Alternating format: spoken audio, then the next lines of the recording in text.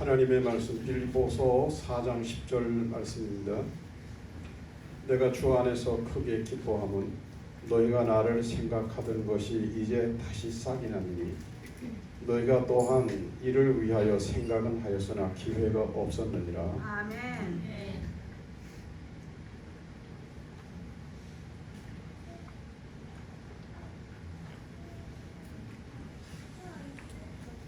어떤 여자 대학생이 친구의 소개로 남자를 만났습니다.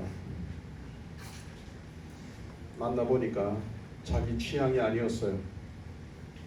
별로 마음이 땡기지 않았어요. 근데 이 남자는 여대생의 마음에 쏙 들었습니다. 그래서 하여튼 날이라는 날은 다 챙겨주는 거예요. 예? 만난 지 열흘날, 만난 지 보름날, 만난 지 한 달, 만난 지 40일, 만난 지 50일, 만난 지 70일, 만난 지 100일 뭐 계속 챙기는 거예요. 그리고 뭐 하여튼 그 달력에 있는 그 모든 날들이 있잖아요. 뭐 발렌타인데이, 뭐 삼겹살 데이, 빼빼로 데이 하는 날이라는 날은 다 챙겨주는 거예요. 그런데 사실 이렇게 이런 남자의 친절한 행동이 어떤 좋은 마음으로 이렇게 이성적으로 좋은 마음으로 다가오는 것이 아니라 마음이 일단 들지 않으니까 그 모든 친절이 느끼하게 느껴졌어요. 예, 웃는 분들은 경험자인 것 같습니다. 느끼하게 느껴졌어요. 그러던 어느 날이었습니다. 오늘처럼 이렇게 비가 부슬부슬 오는 날이에요. 이제 대학생이니까 6층 도서관에서 책을 보다가 이제 그 비가 부슬부슬 떨어지는 빗소리가 들리고 하니까 뭐가 땡기는 거예요. 뭐가 땡겼을까요? 비가 오늘처럼 이렇게 비가 부슬부슬 오는 날 뭐가 땡깁니까?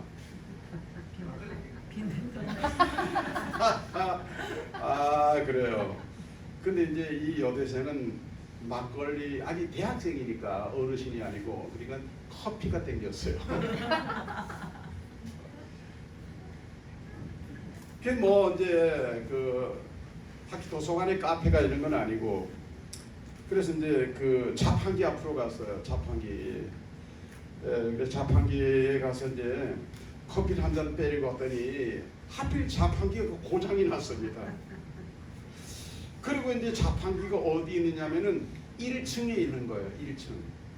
그 6층에서 1층까지 걸어 내려가야 되니까 이 여자 대학생이 귀찮았어요. 아유 그냥 참고 말자. 그리고 다시 이제 그 강의실로 돌아가고 있는데 그 남자가 나타나더니 쏜살같이 계단을 막 내리 뛰는 겁니다. 6층에서 1층까지 막 뛰어내려가요. 가는가 보다 싶었는데 조금 있다니까요. 종이컵 자판기에서 종이컵 커피 2잔을 들고 막 쏜살같이 6층을 뛰어 올라왔어요. 그 여자 대학생이 이제 강의실에 들어가기 전에 그 짧은 시간에 얼마나 빨리 갔다 왔는지 종이컵에 커피를 받아가지고 양손에 들고 막 들고 뛰으니 말이에요. 막 들고 뛰으니 그놈의 커피가 담겨 있을 리가 없잖아요. 그 뜨거운 커피가 막 양손에 막 쏟아져 가지고요. 막 손이 벌게져 있어요.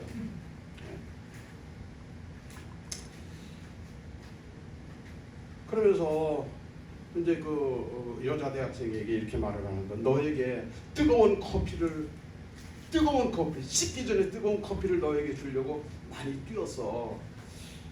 그래서 그럴 줄 알고 내가 미리 2잔을 뽑아왔어. 그리고 2잔을 모으면 한 잔이 되는 거예요. 그런 남자 만나고 싶죠. 그 중에 한 사람이 접니다. 아멘. 네.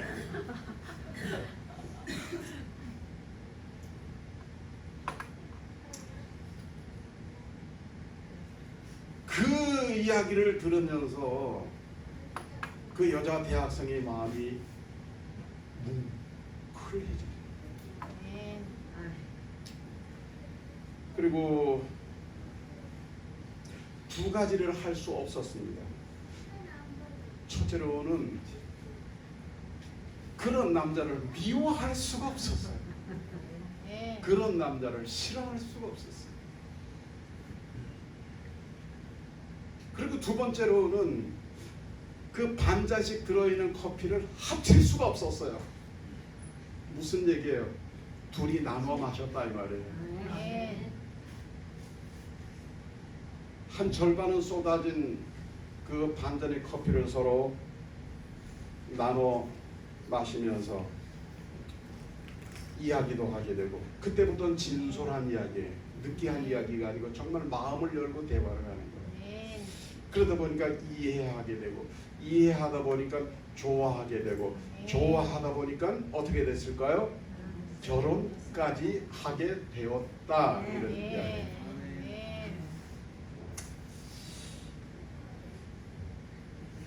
그 남자가 누군지 모르겠어요. 그 남자의 그 여자 대학생을 향한 친절은 꽝꽝 얼어붙은 여자의 마음을 녹이는 희망의 싹이 되었던 거예요. 지난주일 교회 설립 기념주일을 지나고 또 오늘이 웨슬리 회심 기념주일이고 성령 강림절이에요. 말씀에 대한 생각이 많았습니다. 그러다 보니까 뭐 생각하면서 기도하고 기도하면서 생각하고 그러다가 만난 말씀이 빌립보서 4장의 말씀입니다. 이 4장의 말씀을 묵상하다가 딱 한 글자로 정리된 감동이 있었어요.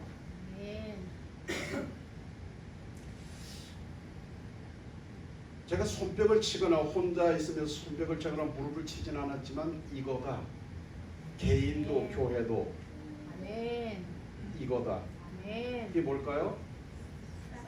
싹이었어요. 싹이었어요. 여기서 제가 해석하는 것이 아니고 누구든지 싹 그러면 희망입니다.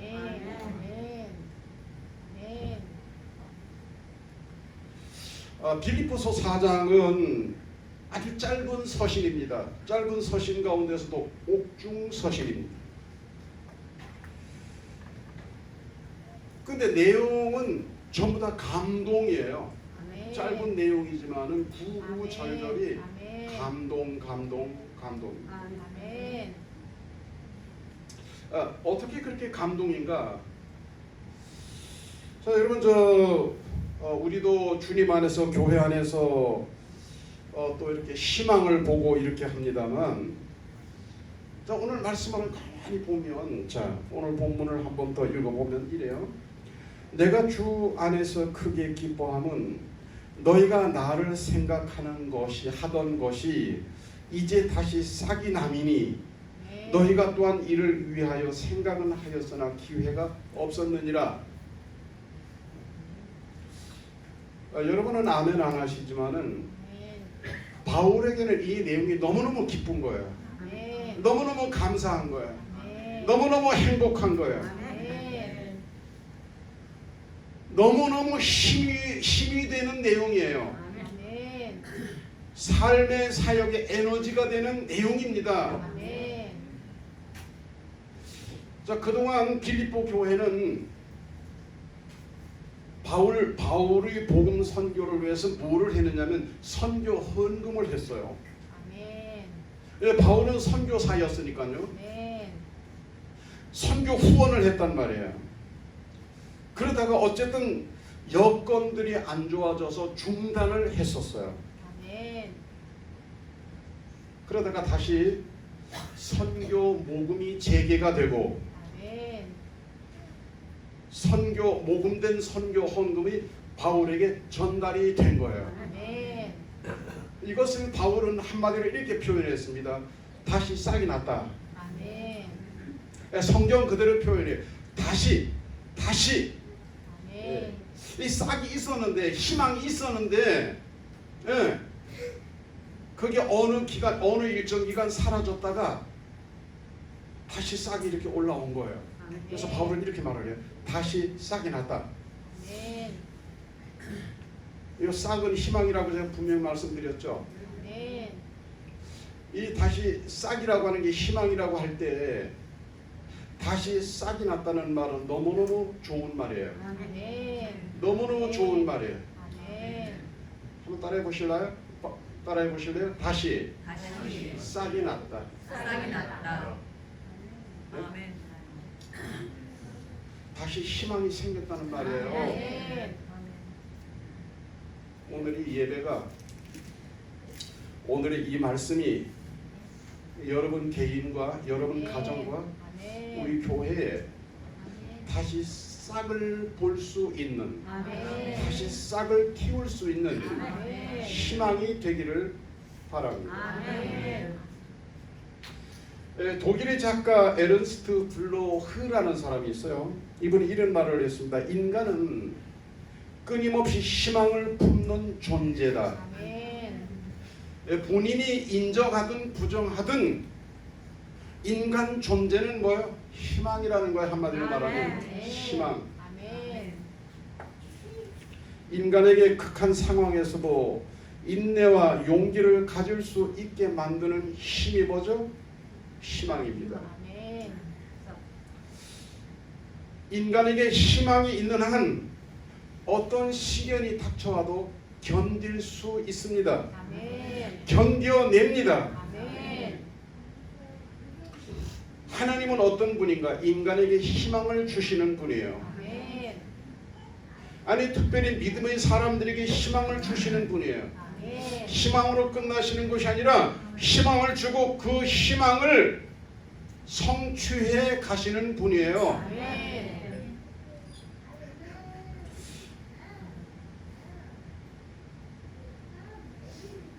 희망은 신앙과 확신 속에서 성장해 갑니다. 그래서 희망은 미래의 열매이고 또 인내와 갈등 속에서도 기대되는 내용입니다. 여러분, 하나님을 향한 믿음 속에서 여러분의 희망을 키워 가시기를 바랍니다. 참된 희망을 간직한 채 미래의 목표의 날들을 바라볼 수 있는 여러분들이 되기를 바랍니다.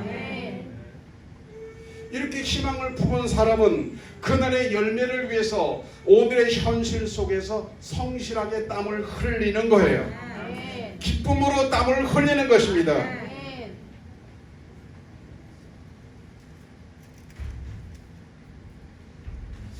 이 사람은 헨리 포세트라는 사람이에요. 유명한 사람입니다. 어렸을 때 사냥 가는 아버지를 따라갔습니다. 아버지가 역총을 가지고 사냥을 갔어요. 따라갈 만하잖아요. 사내 아이가, 그죠? 따라갔어요. 또 이 아버지도 아들을 데리고 갈 수 있었을 거라고 봐요. 충분히 가자. 아빠랑 같이 사냥 가는데 갈래? 이렇게 해서 따라가게 됐어요. 근데 아버지의 실수로 역총이 오발됩니다. 오발되면서 하필이면 헨리 포세트의 그 오발된 탄약이 눈을 때려버려요. 그래서 그 자리에서 실명해버립니다. 어린 사내아이가 어느 날 서서히 시력을 잃어버린 것이 아니라 아버지 따라갔다가 사냥터에 기분 좋게 따라갔다가 오발사고로 갑자기 실명이 됐다.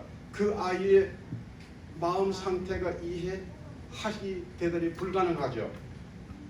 이해 불가합니다, 사실은. 그리고 그 아들을 실명한 아들을 바라보는 아버지의 미안한 마음, 이건 어떻게 표현할 수 없는 내용이라고 볼 수가 있어요. 그러니까 그 실명한 아들을 바라볼 때마다 아버지는 너무너무 미안해하는 거예요.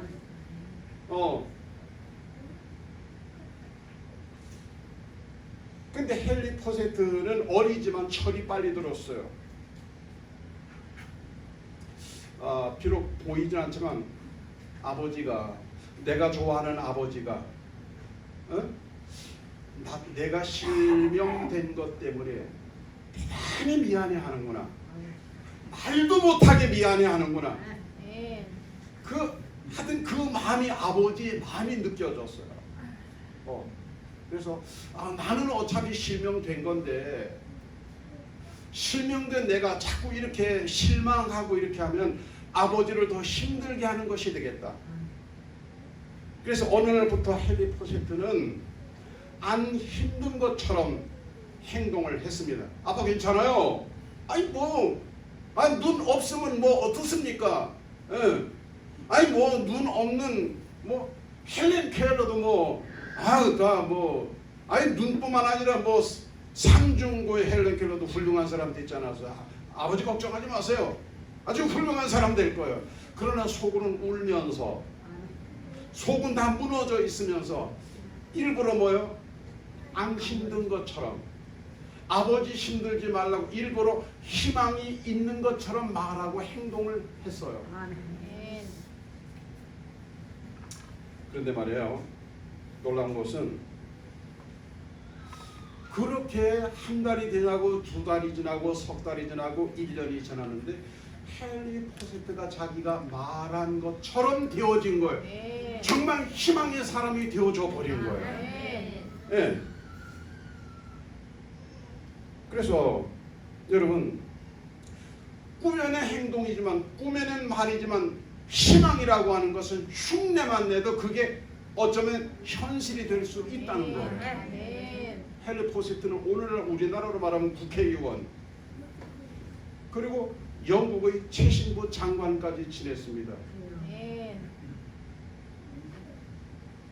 여러분, 정말 오늘이라는 나의 상황 속에서 희망이라고는 손톱 밑에 때만큼도 없다. 그래도 절망하지 마세요. 억지로라도 희망 있는 척이라도 자꾸 하다 보면 그게 내가 된다니까요. 그게 내 모습이 된다니까요. 희망의 말을 하고 희망의 행동을 하고 희망스럽게 살면 그렇게 시간이 가면서 내가 바로 그런 사람이 돼 버릴 수도 있다는 거예요.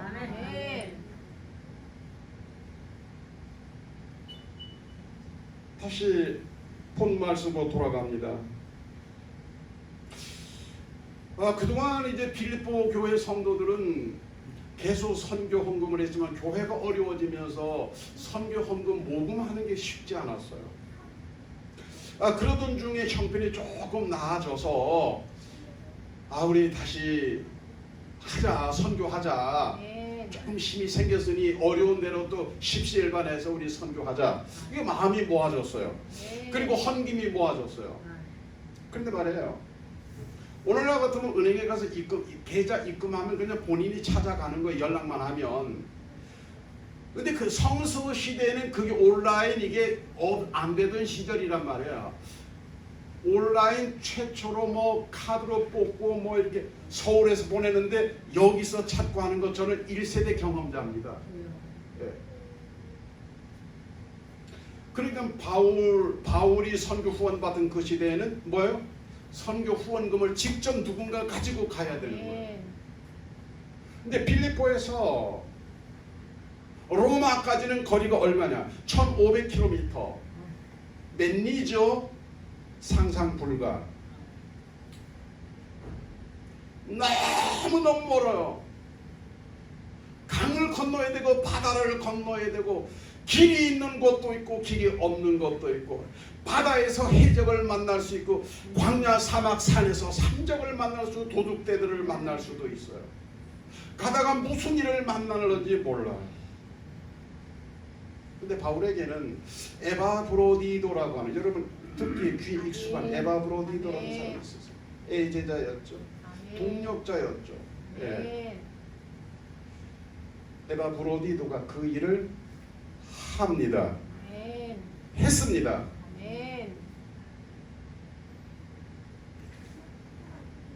그래서 바울은 그때 그 일을, 그 상황을 이렇게 생각하면서 11절에서 이렇게 말을 해요. 내가 궁핍함으로 말하는 것이 아니니라. 아니 그러니까 싹이라고 하는 게 궁핍하다가 돈이 선교 헌금이 들어와서 그냥 싹이 났다 이런 게 아니라는 거예요. 내가 궁핍함으로 말하는 것이 아니니라. 어떤 형편에든지 나는 자족하기를 배웠노니. 그럼 실제로 바울이 궁핍하지 않았을까요? 여러분 어떻게 생각하세요? 바울이 궁핍하지 않았을까요? 실제는 너무너무 궁핍했습니다. 바울이 처음에 로마로 갔을 땐 가택연금 상태였거든요. 우리 잘 아는 대로 가택연금돼 있을 때 2년 동안은 있죠. 사람들을 만났어요. 로마에 먼저 와 있는 유대인들이 찾아오기도 했거든요. 만났습니다. 그들 중에는 믿는 사람도 있고 안 믿는 사람도 있었어요. 가택연금돼 있으면서 안 믿는 사람 찾아오면 복음 전했죠. 우리가 성경에서 만나는 잘 알고 있는 그런 내용들이에요. 그러다가 바울이 재판을 받고 사형 선고죠. 사형 선고를 받고 감옥에 갇힙니다. 어떤 감옥에? 깊은 감옥에 갇힙니다. 깊은 감옥에. 깊은 감옥에는 있잖아요. 깊은 감옥은 하루하루가 비상 상황이에요. 음식을 줘도 목숨 연명할 만큼씩만 주는 거예요. 건강 찾을 수 있을 만큼 주는 게 아니고 그냥 겨우 입에 풀칠하도록만 이렇게 만들어 주는 거예요. 자유 전혀 없습니다. 면회 불가합니다. 사형수인데 뭐.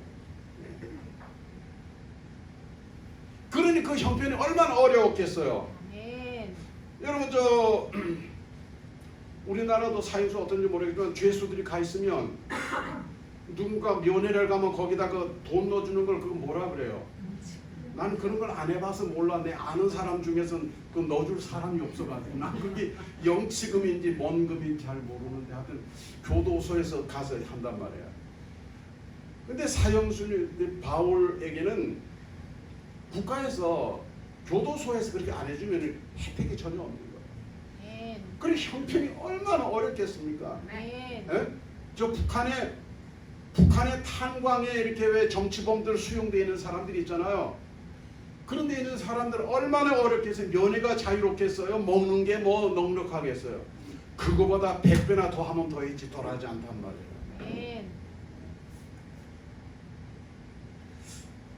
그런데 바울은 뭐라고 말합니까?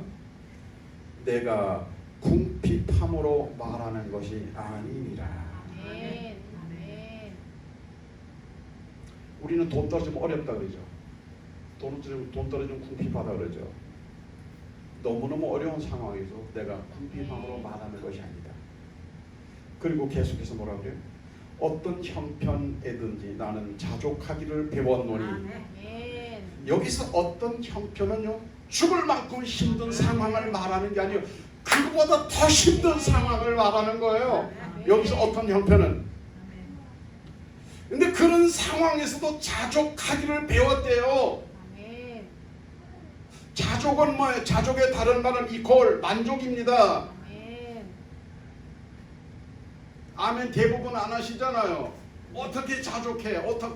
어떻게 그런 상황에서 언제 죽을지도 모르는, 어쩌면 죽음보다도 더 힘든 고통 가운데 있는 그가 어떻게 자족할 수 있냐고요? 만족할 수 있냐고요? 그런 사람은 거기서도 뭐요? 싹을 보는 거예요. 예? 나는 여러분이 바울보다 더 힘든 상황에서도 바울처럼 싹을 볼 수 있는 분들이 되기를 바라요. 희망을 볼 수 있는 여러분이 되기를 바라고, 희망을 말하고 희망을 노래할 수 있는 여러분 되기를 정말 바랍니다.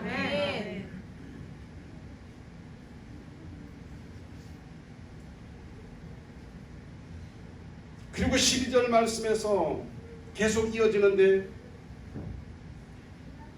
나는 비천에 처할 줄도 알고 풍부에 처할 줄도 알아. 모든 일 곧 배부름과 배고픔과 풍부와 궁핍에도 처할 줄 아는 일체의 비결을 배웠노라. 아멘. 12절의 말씀은 자족한다는 그 바울의 여러 상황들을 이렇게 6가지로 설명을 해주고 있는 거예요. 비천과 풍부, 배부름과 배고픔, 풍부와 궁핍. 네. 극과 극의 상황이지만 모든 상황이. 네. 자, 여러분 이 말씀을 잘 이해하시면 여러분은 싹의 사람이 되는데요. 먼저 어려운 상황을 살펴보면 걷기도 힘들 만큼 굶기를 밥 먹듯이 하는 배고픔, 이것은 얼마든지 참아낼 수 있다 이런 말이 아니라고 하는 걸 먼저 말씀드립니다. 낮고 보잘것없는 무시와 조롱을 받는 비천함은 얼마든지 내 몸으로 다 받아낼 수 있다 이런 말도 아니라는 말씀을 드립니다.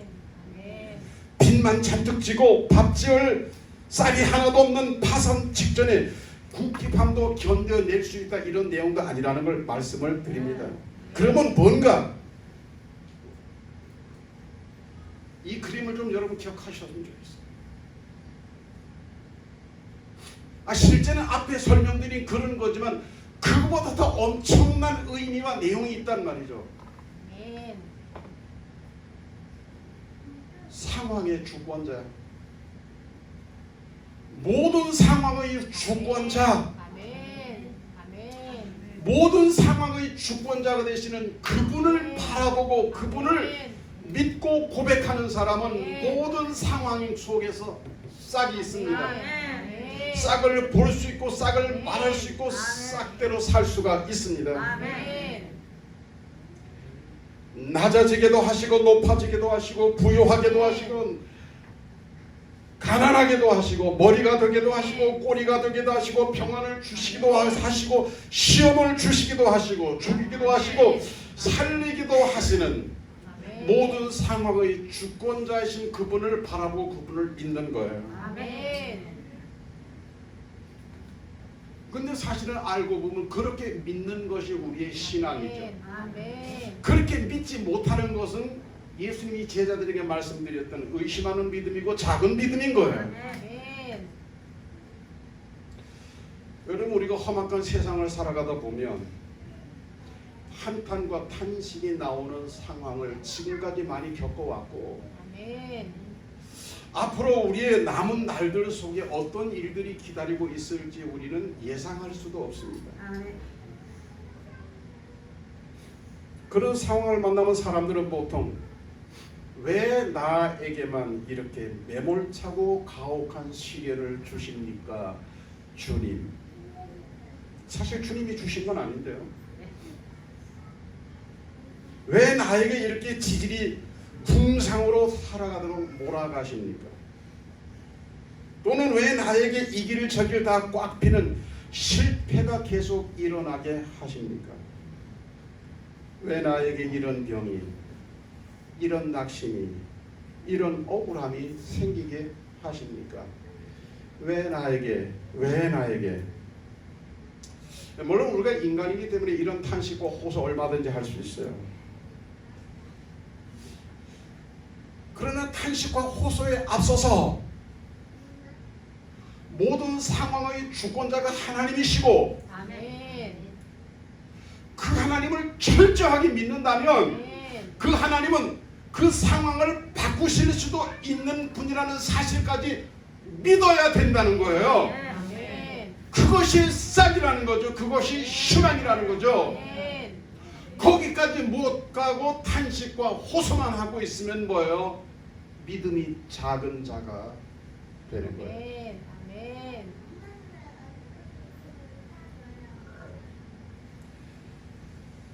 왜 바울은 이런 말을 이렇게 할까요? 왜 12절의 말씀 이런 말씀을 할까요? 바울만 힘든 게 아니에요. 빌립보 교회도 힘들어요. 그러나 바울은 자족했어요. 일체의 비결을 배웠어요. 괜찮아. 또 이러다가 상황의 주권자 되시는 하나님을 믿는 나를 하나님께서 나의 앞길을 상황을 변화시킬 수 있는 분도 주님이셔.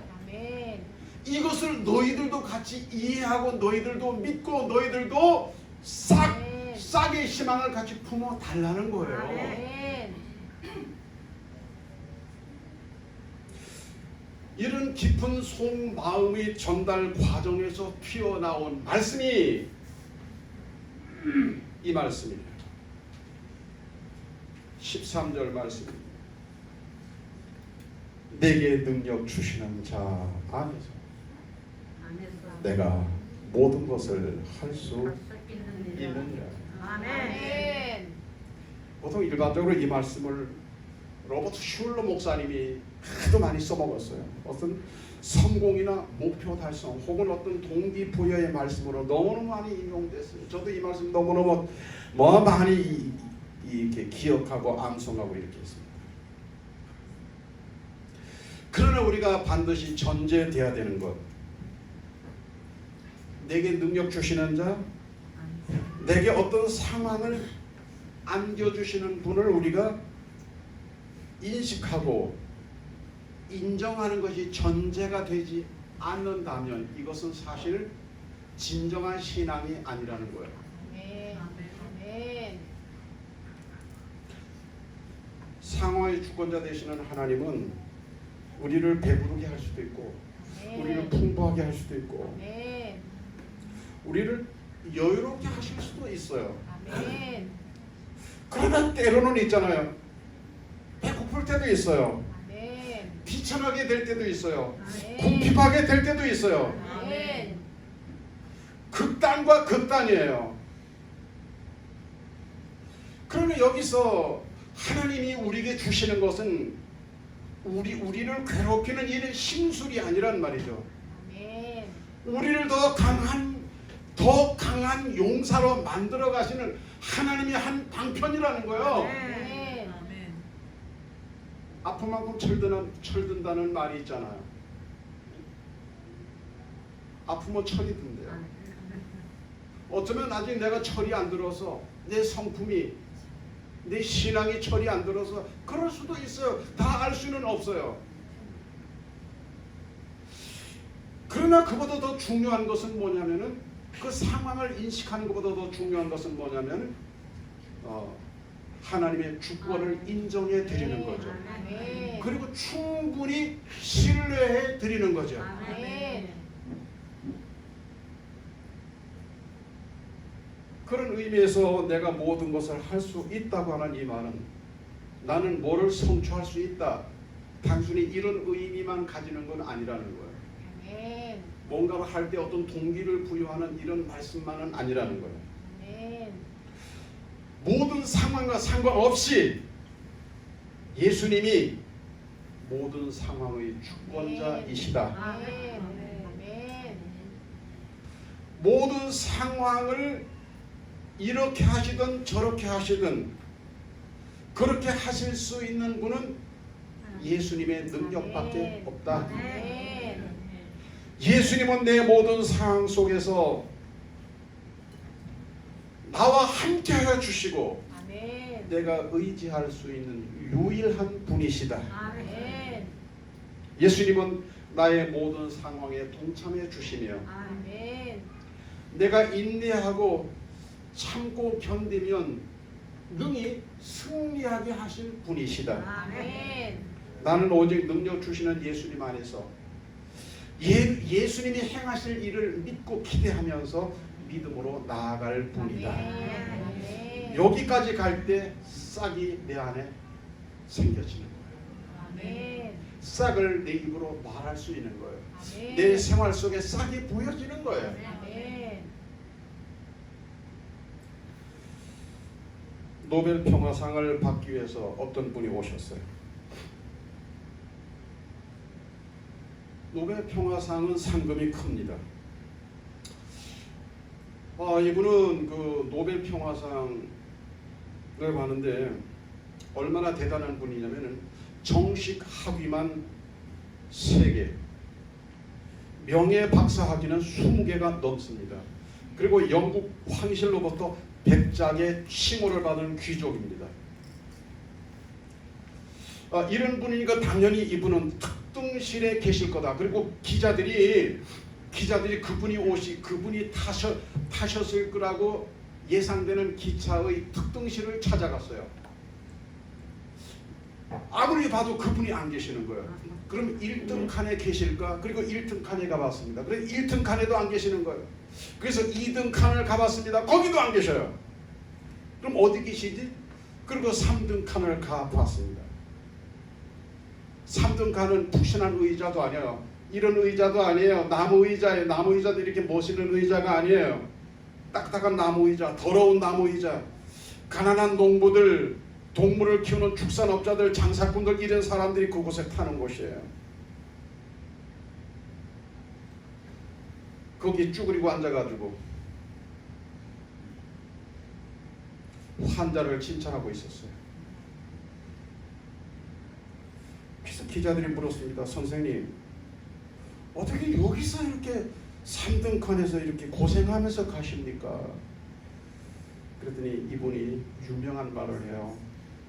나는 내가 즐길 곳을 찾아서 살아오지 않았습니다. 여러분 잘 기억하셨으면 좋겠어요.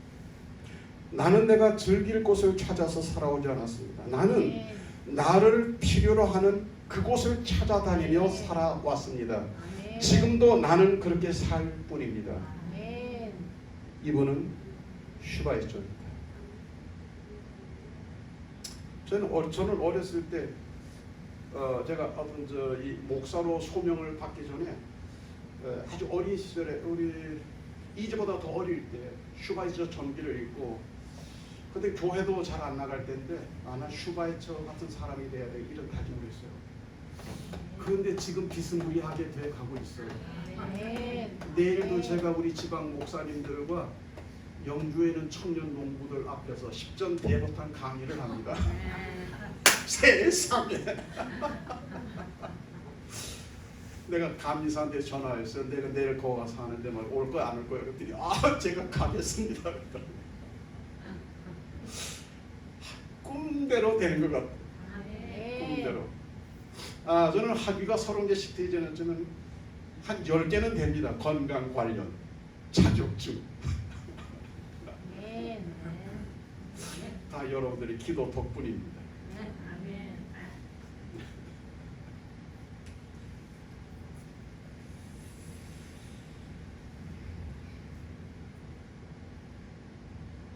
내가 주 안에서 크게 기뻐함은 너희가 나를 생각하는 것이 이제 다시 싹이 나니니 너희가 또한 이를 위하여 생각은 하였으나 기회가 없었느니라.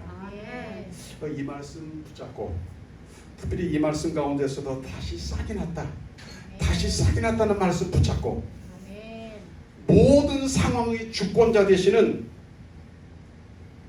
주님이 주시는 힘으로 일어서서 기둥이 되고 어둠을 헤치고 나갈 등불이 되고 문제보다 크신 예수님, 상황보다 앞서가시는 예수님을 신뢰하면서 능력으로, 믿음으로, 다시 싹이 나는 소망으로 영생의 출구를 향하여 힘차게 당당하게 믿음으로 걸어가고 전진하는 여러분 다 되시기를 축복합니다. 기도드리겠습니다.